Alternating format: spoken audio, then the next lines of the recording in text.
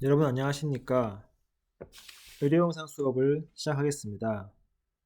어, 이번 시간에는 Diffusion Weighted MRI에 대해서 설명을 드리려고 하는데요. 자, 지난 시간까지 했던 내용에 비해서 이번 시간에는 크게 보면 이제 하나의 토픽이 넘어가는 그런 주제가 되겠습니다. 그래서 이번 시간에는 Diffusion Weighted Imaging에 대해서 간단하게 이론을 설명을 드릴 텐데요. 먼저 백그라운드부터 시작을 해서 디퓨전 웨이티드 이미징이 어떤 데 활용될 수 있는지에 대해서 먼저 설명을 드리도록 하겠습니다. 자, 지난 시간까지 여러분들이 배우셨던 내용을 좀 요약을 해보겠습니다. 지난 시간에 여러분들 T1 웨이티드, T2 웨이티드, 프로톤 덴시티 웨이티드 MR 이미징에 대해서 배우는데요. 우리가 우선 T1 웨이티드 이미지라고 하면 MR 이미지에서 인텐시티의 컨트라스트를 생성하는 또는 이제 컨트라스트를 만들어내는 데에는 여러 가지 팩터, 영향을 미치는 요소가 있겠지만 그 중에서 가장 대표적인 것이 릴렉세이션 타임, 즉 TR과 TE에 의해서 결정되는 그런 이제 릴렉세이션 타임이 되겠습니다. 그래서 T1 웨이티드와 T2 웨이티드 같은 경우는 그 중에서 T1 릴렉세이션과 T2 릴렉세이션이 가장 맥시마이즈 되는 그런 이미지 컨트라스트 방식을 의미하겠습니다.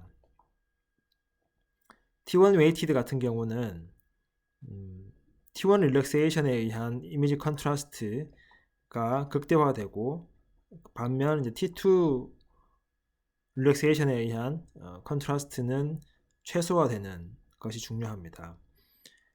그래서 지난 시간에 여러분들이 배웠던 내용을 이제 떠올려 보면요. 결국은 이제 TR과 TE를 길게 줄 것이냐, 짧게 줄 것이냐에 의해서 T1 릴렉세이션이 극대화되기도 하고 최소화되기도 하고 마찬가지로 T2 릴렉세이션이 극대화되기도 하고 최소화되기도 합니다. TR을 길게 준다는 얘기는 TR은 repetition time이라고 해서 90도 RF 펄스를 주고 다시 90도 RF 펄스를 주는 데까지 걸리는 시간이잖아요. 그래서 TR을 길게 준다는 얘기는 90도 RF 펄스를 줘서 net magnetization을 평면에 눕힌 다음 얘가 리커버리 회복이 될 텐데요. 티슈 타입에 따라서 회복되는 시간이 달라지죠.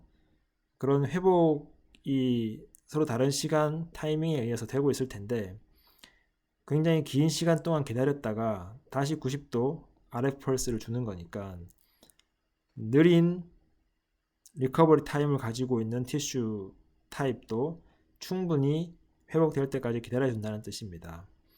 그래서 TR을 굉장히 길게 주면 말씀드렸던 것처럼 T1 릴렉세이션에 의한 컨트라스트가 최소화가 됩니다.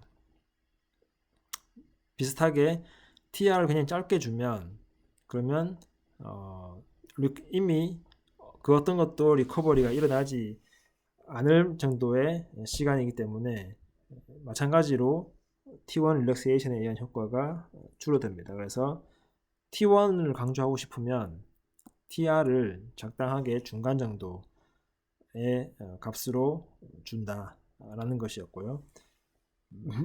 비슷한 원리로 TE를 컨트롤하면 T2 릴렉세이션에 의한 컨트라스트를 컨트롤할 수 있는데요. TE 에코 타임은 우리가 90도 RF 펄스를 주고 180도 RF 펄스를 주는 데까지 시간의 2배만큼 걸리는 거잖아요. 그래서 TE가 굉장히 짧으면 그러면 DK가 충분히 일어나지 않을 만큼 그러니까 DK가 일어날 수 있는 시간을 허락하지 않는 거죠. 그러다 보니까 T2 릴렉세이션에 의한 효과를 최소화할 수 있다. 그래서 T1 강조 영상에서는 TR을 중간 정도로 주고 그래서 T1 릴렉세이션의 효과를 극대화시키고 TE를 짧게 줘서 T2에 의한 컨트라스트 영향력을 최소화시킵니다. 이 경우 팻 티슈가 밝게 보이고요. 주로 많은 경우 스트럭처럴 이미지, 구조적인 영상에서 대표적인 게 T1 강조 영상입니다. T2 강조 영상은 T1 릴렉세이션을 최소화해야 되죠. 그래서 T1 릴렉세이션에 의한 효과를 최소화하기 위해서 TR을 그냥 길게 준다. 그리고 T2 디케이에 의한 컨트라스트 효과를 극대화해야 되죠. 그래서 T1을 중간 정도의 값으로 준다. T1과는 달리 물 분자가 많은 워터가 밝게 표현되고요. 업노멀 티슈, 종양 같은 부분이 밝게 표시된다. 오늘 배우겠지만 DWI도 기본적으로는 이 T2 원리에 기반하고 있다라는 것을 기억하시기 바랍니다. 자, 그래서 다시 한번 지난 시간에 했던 내용을 앞에서 잠깐 말씀드렸지만 간단하게 다시 훑고 지나가면 T1 강조 영상은 Intermediate TR, 그래서 리커버리가 빠른 것은 어느 정도 충분히 리커버리가 되고 리커버리가 느린 것은 아직 충분히 되지 않을 정도까지, 그래서 T1 릴렉세이션에 의한 효과를 극대화시키고 T2를 그냥 짧게 준다. 그래서 디케이가 일어날 시간을 주지 않는다. T2 강조 영상은 반대로 롱 TR, 리커버리를 충분히 기다리기 때문에 모든 서로 다른 티슈 타입의 리커버리도 다 되게끔 기다려준다. 그래서 T1 릴렉세이션에 의한 효과를 최소화시키고 T2 릴렉세이션 효과를 극대화시켜야 되기 때문에 T2를 중간 정도의 값으로 준다. 프로톤 덴시티 강조 영상 같은 경우는 T1 릴렉세이션과 T2 릴렉세이션 모두 최소화를 시켜야 되니까 TR을 길게, T2를 짧게가 된다 라고 말씀드렸습니다. 자, 여기까지 지난 시간에 대한 간략한 요약이었는데요. 여기서 여러분들이 한 가지 좀 큰 관점에서 이번 학기 의료 영상을 배우는 큰 흐름에서 한 가지 기억해 두시면 좋을 것 같은 게, 지난 시간까지 배웠던 내용이 이제 스트럭처럴 이미지, 특히 이제 T1 강조 영상, T2 강조 영상에 대한 내용을 주로 배웠는데요. 그래서 MR 이미징의 가장 기본적인 원리였죠. NMR 시그널에서부터 시작을 해서 XYZ 그레디언트를 줘서 3차원 이미지를 만들고, 그리고 TR과 TE, 즉 T1 릴렉세이션과 T2 릴렉세이션에 대한 컨트롤을 통해서 우리가 T1 웨이티드나 T2 웨이티드 같은 이런 스트럭처럴 이미지의 서로 다른 타입의 이미지를 얻었습니다. 자, 이번 학기 의료 영상의 경우 MR이 많은 부분을 차지하고 있을 텐데요. 이 MR을 크게 3개의 토픽으로 나눠볼 수 있습니다. 지금까지 했던 이런 T1 강조 영상이나 T2 강조 영상과 같은 스트럭처럴 이미징이 첫 번째 파트가 되겠고요. 두 번째 파트는 여전히 스트럭처럴 이미징이지만 컨트라스트 측면에서는 약간 다이나믹 컨트라스트 카테고리에 들어갑니다. 그래서 물 분자의 움직임에 의한 MR 영상을 이제 우리가 볼 텐데요. 그래서 그거를 디퓨전 웨이티드 MR 이미징이라고 합니다. 그래서 오늘 이 시간부터 배우게 되는 내용이 어떻게 보면 MR 이미지의 3가지 큰 토픽 중에서 이제 두 번째 토픽에 해당한다. 그리고 세 번째 마지막 MR 이미지의 토픽은 fMRI가 되겠습니다. 그래서 펑셔널 MR 이미징. 앞에 T1 강조, T2 강조, 그리고 디퓨전 웨이티드 모든 것들은 다 구조적인 영상이죠. 우리가 의료 영상을 크게 두 가지 카테고리로 나누면 구조적 영상과 기능적 영상, 그래서 이제 스트럭처를 볼 수 있는 것과 펑션을 볼 수 있는 게 있는데요. fMRI는 펑션을 볼 수 있는 MRI입니다. 그래서 MR 장점이 같은 스캐너 원리인데 우리가 이 펄스 시퀀스나 아니면 타이밍 같은 것들을 컨트롤함으로 인해서 구조적인 영상을 얻을 수도 있고 반대로 펑셔널한 이미징도 얻을 수 있습니다. 그래서 마지막 세 번째 토픽이 이제 펑셔널 MRI가 되겠습니다. 그래서 이제 오늘 이 시간부터는 두 번째 디퓨전 웨이티드 MR 이미지에 대해서 보도록 하겠습니다. 자, 디퓨전 웨이티드 MR 이미지가 어디에 쓰이고 왜 필요한지부터 말씀을 드리도록 하겠습니다. 우리가 주로 이 디퓨전 웨이티드 MR 이미지는 신경계통, 신경 이미징에 많이 쓰이는데요. 그 중에 가장 대표적인 게 이제 브레인이기 때문에 브레인을 예로 들어서 설명을 드리도록 하겠습니다. 우리의 뇌를 보면 뇌의 단면을 지금 보여드리고 있는데요. 이 뇌의 이쪽 오른쪽 파트를 먼저 보시면 여기 이 대뇌의 피질이라고 합니다. 바깥쪽. 그래서 이 부분 약간 이제 여기 보면 흰색으로 보이는데요. 이 부분이 이제 우리가 흔히 말하는 그레이 매터에 해당합니다. 이제 그레이 매터니까 회백질이죠. 그래서 그레이라고 생각이 되겠지만 이 그림에서는 이제 약간 흰색처럼 보이게끔 그려져 있습니다. 그래서 대뇌의 바깥쪽 표면에 가까운 어떤 피질을 형성하고 있습니다. 그래서 뉴로널 셀들이 보통 이런 그레이 매터에 다 존재하고 있고요. 여기 보시면 약간 진한 회색으로 보이는 요 영역이 요게 이제 화이트 매터라고 불립니다. 그래서 이 화이트 매터는 신경망들이 모여 있습니다. 그래서 이제 왼쪽을 보시면 이쪽에 이제 그레이 매터 부분에는 뉴로널 셀 바디들이 있고 화이트 매터 부분에는 이렇게 엑선들, 신경망들이 이렇게 존재하고 있습니다. 그래서 이 신경망들은 여러분들 뉴런의 구조를 잘 해부학 같은 데서 많이 배우셨을 텐데요. 뉴런의 구조를 이렇게 보면 뉴런의 이렇게 셀 바디가 있고 여기에 엑선이 이렇게 쭉 길게 나와 있고 그리고 이제 그 다음 뉴런의 셀 바디로 이렇게 연결되죠. 이게 이제 시냅틱 인터페이스처럼 연결되잖아요. 그래서 이런 셀 바디들은 그레이 매터들에 이렇게 존재하고요. 여기는 이런 엑선들, 길게 뻗어 있는 이 전선 같은 것들, 이 엑선들이 보통 화이트 매터에 이렇게 꽉 차 있는 형태로 존재합니다. 그래서 이 디퓨전 웨이티드 MR 이미징은 한마디로 간략하게 요약해서 말씀을 드리면 이런 신경망의 모양이나 방향이나 어떤 잘 뭉쳐져 있는 정도 같은 것들을 이미징화하는 데 활용되고 있습니다. 그래서 신경망을 볼 수 있는 그런 MR 이미징이다. 디퓨전 웨이티드는 라고 생각하시면 되겠습니다.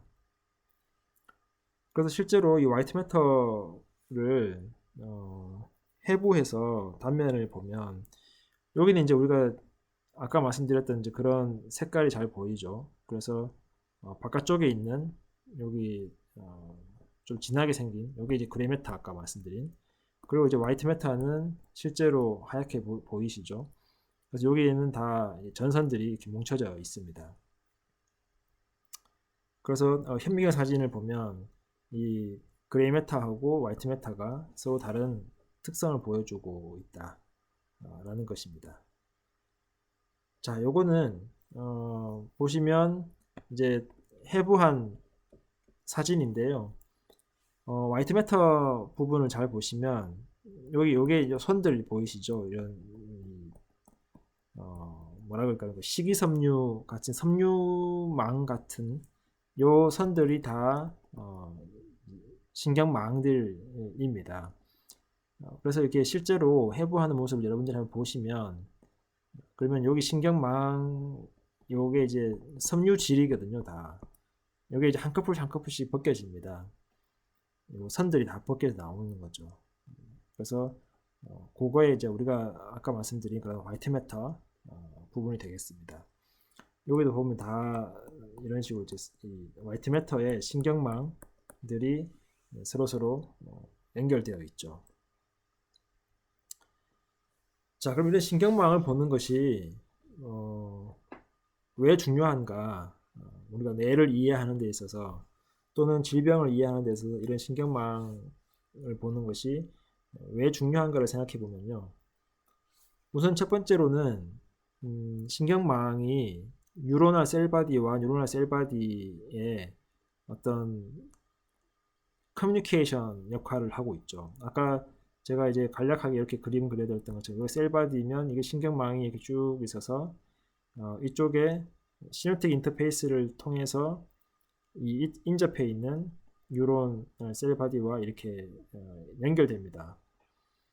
그러면은 이쪽 셀바디에서 어떤 액티베이션이 일어나서 뭔가 여기서 이제 액션 포텐셜 같은 것들이 파이어링 되면 그러면 여러분들이 해부학에서 배우셨던 것처럼 그 액션 포텐셜 전기적인 신호가 이 액선을 따라서 쭉 전달이 돼서 시냅틱 인터페이스를 통하고 그 다음 뉴런 인접해 있는 뉴런으로 그 정보가 전달이 되죠. 그럼 이 인접한 뉴런은 다시 그 신호들을 다 모아서 다시 얘가 활성화될지 말지를 결정하게 됩니다. 그래서 결국은 이 신경망이 뉴런과 뉴런이 서로 커뮤니케이션 하는데 가장 핵심적인 역할을 하죠. 신호를 전달하는 데 있어서. 그러다 보니까 우리가 영상을 통해서 실제로 뇌를 해부하지 않고 영상을 통해서 이런 신경망을 다 볼 수 있다고 하면 그러면 이제 예를 들면 뇌의 어떤 이 부위에 있는 뉴런하고 이 부위에 있는 뉴런은 요런 이제 요런 신경망을 따라서 정보를 교환하면서 서로 일을 할 수 있겠죠. 반대로 이제 이 부위에 있는 뉴런하고는 이 부위는 서로 연결되지 않습니다. 신경망이 이렇게 서로 이어져 있지 않죠. 그러다 보니까 우리가 이해할 수 있는 게 이 부위는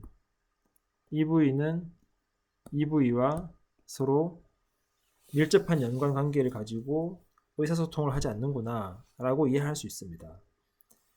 그리고 왼쪽 헤미스피어의 이쪽 부분과 오른쪽 헤미스피어의 이쪽 부분들이 서로 이렇게 반대쪽 헤미스피어로 연결되는 그런 신경망을 따라서 서로 커뮤니케이션 하고 있구나 라는 걸 이제 우리가 알 수 있는 거죠.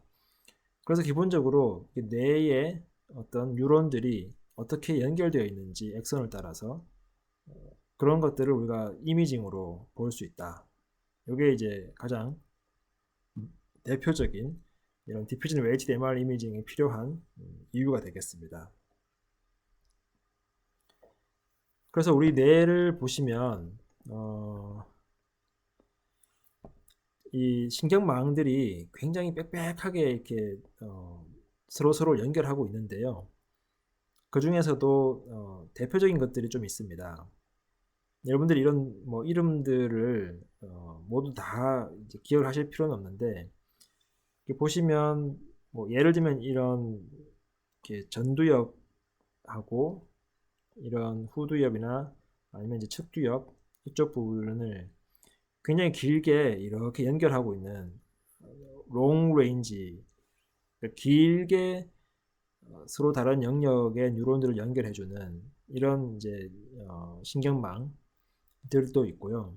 이게 이제 superior longitudinal fasciculus라고 해서 앞과 뒤 측두엽까지를 연결해주는 굉장히 긴 고속도로 같은 역할을 하고 있죠. 마찬가지로 싱귤럼 같은 것들이 여기 있어서 이 싱귤럼은 코퍼스 칼로즘을 위주로 해서 좌우도 연결하고 있습니다.